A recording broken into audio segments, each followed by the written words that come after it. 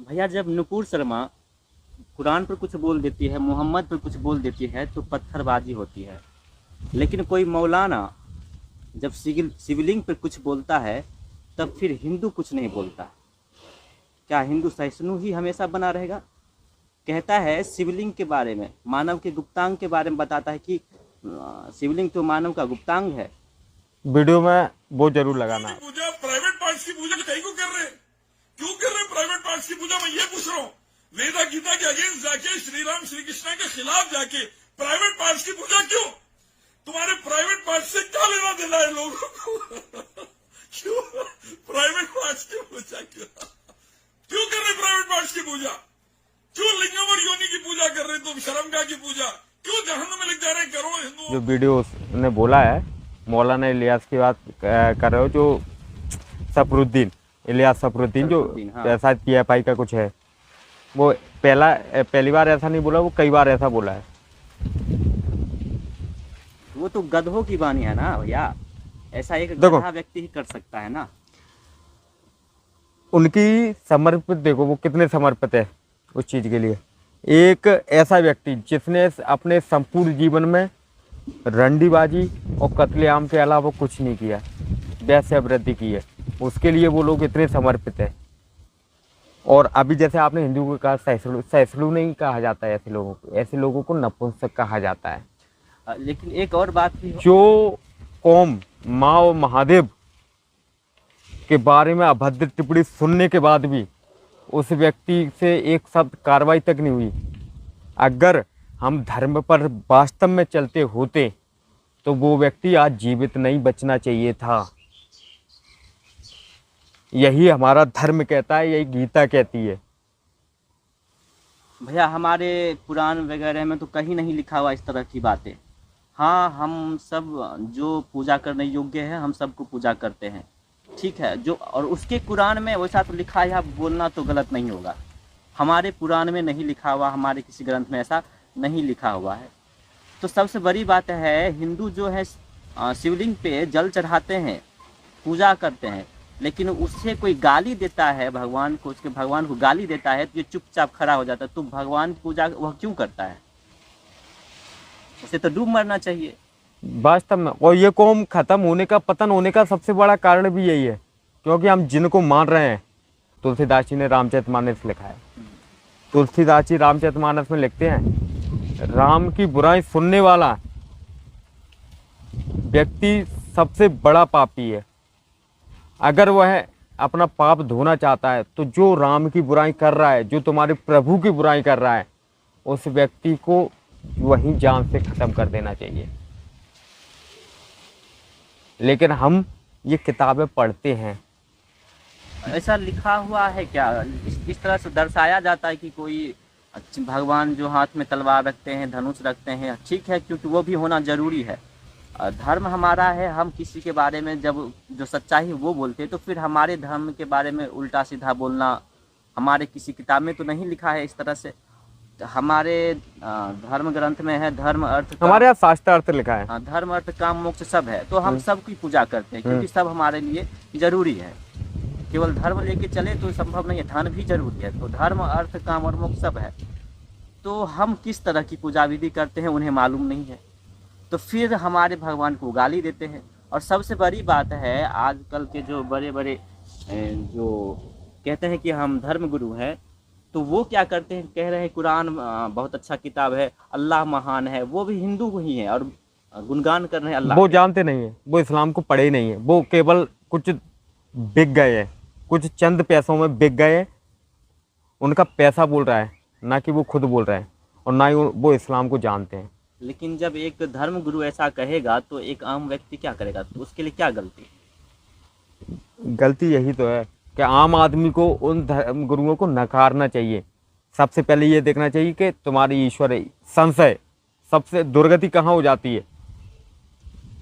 अर्जुन को संशय हुआ था महाभारत में, जब महाभारत का युद्ध प्रारंभ हुआ था, अर्जुन को संशय हुआ था, तब भगवान कृष्ण ने गीता सुनाई थी उनको और कहा था, अतचितमेव धर्मम में संग्रामम न करस्यसि तत् स्वधर्मम कीर्तिम च्या हित्वा पापम अवाप्सि। हे अर्जुन, अगर तुम इस धर्म युद्ध को नहीं लड़ोगे तो स्वधर्म और कीर्ति को खोकर पाप का अर्जन करोगे। लेकिन भैया आज तो सब धर्म तो छोड़िए, पैसे के पीछे भाग, एक सॉन्ग है ना, यहाँ पैसे के पीछे भागे हैं लोग, यहाँ दुनिया में शान और शोहरत का लोग, सब तो यही कर रहे हैं। धर्म धर्म का कहाँ कोई ज़्यादा ये कर रहा है। नहीं, कहने को केवल पाखंड कर रहे हैं हम। यहाँ अगर बात भक्ति की चले, शिव भक्ति की चले, तो भारत में आप गिनती नहीं कर पाएंगे, इतने बड़े बड़े से भक्त अपने आप को बताने लगेंगे। लेकिन जब कोई एक नपुंसक आदमी, एक हरामी और घिनौना व्यक्ति महादेव के बारे में, महादेव की शिवलिंग पर, जो शिवलिंग का अर्थ अलग ही होता है, जी जी जी शिव का मतलब होता है अनंत, जो इस धरा पे है वो सब शिवी है, जी, और जी, लिंग कल्याण का करने मतलब वाले होता है प्रतीक। जी जी जी उसके बारे में वो अभद्र टिप्पणी कर रहा है। वो जानता तो है नहीं कि सनातन क्या है। जी जी उन्होंने 4 कुरान की आयतें पढ़ ली, 4 अरबी शब्द पढ़ लिए, उसके अलावा मौलाना कुछ भी नहीं जानते। लेकिन सनातन और वेद यही धर्म है। ये संपूर्ण ब्रह्मांड में जो ज्ञान विज्ञान है वो सब सनातन की देन है। तो इस मौलाना सरफराज को आप क्या कहना चाहेंगे, जरा कुछ कहिए इनको। नहीं, उनको हम क्या कहें, हम तो केवल अपने समाज से कहेंगे। वो तो अपना काम कर रहा है। जो मोहम्मद ने स्टार्ट किया था कि किसी भी तरीके से काफिरों को लड़ाने के लिए, काफिरों को भड़काओ, अगर काफिर हल्का सा भी चू करे तो बोलो तुमने मेरे खिलाफ ऐसे कैसे बोला, और उसका गला काट दो। मोहम्मद ने मदीना में इसी तरीके से यहूदी कबीलों को ख़त्म कर दिया था। उसका गजवाए हिंद का प्लानिंग चल रहा है। नहीं, उनका तो गजवा हिंद क्या, वो तो पूरा स्पष्ट रूप से इस्लामिक राष्ट्र होने का। और ये जो लड़ाई है ना, जिस दिन इस्लामिक राष्ट्र होने का, संपूर्ण विश्व में होगी। अमेरिका जैसे राष्ट्र कांपेंगे भारत से जब ये इस्लामिक राष्ट्र होगा। उस दिन अमेरिका भी नहीं बचेगा, ना रसिया बचेगा, क्योंकि भारत जितना शक्तिशाली राष्ट्र आज तक किसी भी मुसलमान के पास नहीं है। कोई भी मुस्लिम राष्ट्र है नहीं। जब मुस्लिम राष्ट्र भारत जैसा शक्तिशाली उनके हाथ में होगा ना, तो संपूर्ण विश्व खतरे में आ जाएगा। यही सबसे बड़ी समस्या। और कहने को बहुत से भक्त लोग हैं जी बात से भक्त के हम लोग कर रहे थे, बहुत से भक्त हैं। अगर एक भी से भक्त होता, मैं खुद अपने आप को से भक्त बताता हूँ, लेकिन मैं भी से भक्त कहलाने लायक नहीं हूँ। शिव कौन है? हमारे पिता हैं। अगर कोई पिता को गाली दे के चला जाए और पुत्र सुनता रहे तो वो पुत्र कहलाने लायक नहीं है। जी जी अगर हम महादेव के वास्तव में पुत्र होते, वास्तव में अगर महादेव के भक्त होते, वो व्यक्ति जीवित नहीं बचना चाहिए था। अभी उस व्यक्ति का सर काट के लाल किले पे लटका देना चाहिए था, महादेव के खिलाफ बोलने वाले व्यक्ति का। जी जी लेकिन हम नपुंसक हैं, हम महादेव के बेटे कहलाने लायक है ही नहीं।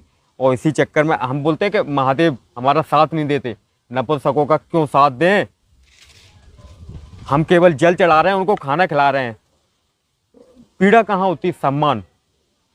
हम उनको सम्मान नहीं दे पा रहे हैं, केवल उनको खाना खिला रहे हैं कि भाई तुम और यहाँ जीवित रहो और बेइज्जती करो। अगर आप अपने पिता को 50 गालियाँ कोई दे के जाता है, आप अपने पिता के जो गालियाँ मैटर हुआ है उसका प्रतिशोध नहीं ले पा रहे, अपने पिता के अपमान का आप प्रतिशोध नहीं ले पा रहे हैं, और उनको खाना और खिला रहे हैं। कर रहा है। बस अगर यही मान लो तुम्हारा भगवान परशुराम ने अपने पिता का प्रतिशोध लिया, और वही मैटर था उनका, और कोई मैटर नहीं था। अभी आपके पिता हैं, आपके पिता को कोई गाली दे के जाता है, आप जो गाली देने वाले व्यक्ति उससे कुछ ना बोलते हैं, और अपने पिता को बराबर खाना खिला रहे हैं, सब कुछ सेवा तुम कर रहे हो, लेकिन दूसरा गाली दे रहा है, उनके सम्मान के साथ जो छेड़खानी कर रहा है, अपमानित कर रहा है, उस व्यक्ति से कुछ नहीं बोल पा रहे हैं। उससे अच्छा है अपने पिता को जहर दे के मार दो, क्योंकि अपमान जीवित रहने से ज़्यादा भयानक है। जी और ऐसा पुत्र कहलाने लायक नहीं है। अगर ऐसा पुत्र पैदा, नपुंसक पुत्र पैदा हो जाते हैं ना, पैदा होते से पहले ही मार देना चाहिए गर्भ में। जो अपने पिता का सम्मान नहीं कर सकता, अपने पिता के बचा नहीं सकता। जी तो भैया इतना ही आज, धन्यवाद। हर हर